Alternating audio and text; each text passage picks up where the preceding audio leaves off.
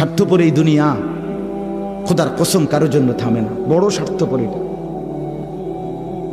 আগের গাড়ির 3 জন প্যাসেঞ্জারও যদি রক্তে ভাইসা যায়, মইরাও যায়, পিছনে জ্যাম বাজলে এরা শুনতেছে যে সামনের গাড়ি অ্যাক্সিডেন্ট করে 2 জন লোক মরে গেছে, এরা এরপরও চিল্লায় যে পুলিশ কই, রাস্তা ক্লিয়ার করে নাকা, মূল্যে মরছে না মূল্যটি সরাও।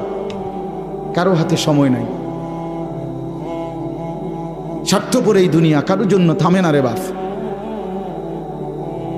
হ্যাঁ, যেদিন বাপের জানাজা পড়ে, যেদিন বাপের লাশ কবরে দাফন করে, সেদিনও বংশধর সন্তান ছেলে মেয়ে ঘন্টাখানিক 2-4 ঘন্টা কাইন্দা কাটটা হইলো, রাতের বেলা ঠিকই ভাত খায়।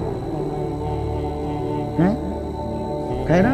পাশের ঘর থেকে খানা আনে, আবার ওরা ঠিকই খায়। স্বার্থপর দুনিয়া যে,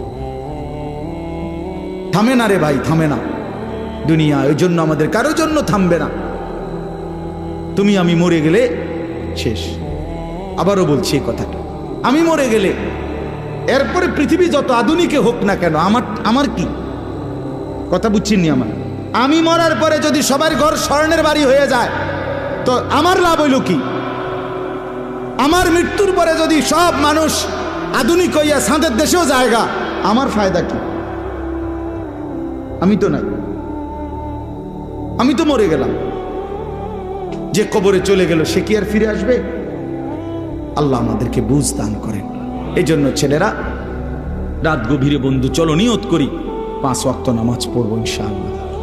ভাইয়া নষ্ট হইও না, নষ্ট হইও না, চরিত্রহীন হইও না বাপ। আমার একটা শেষ অনুরোধ, তোমরা ছেলেরা যারা, তোমাদের কাছে আমার শেষ আবদার, তোমরা সবাই জানো ভাই, ওই যে গাজা, ফিলিস্তিন, লেবানন, বিশেষ করে গাজায় মুসলমান মা বোন, এতিম বাচ্চা, মুসলমানের রক্তে আল্লাহর জমিনটা ভাইসা গেছে।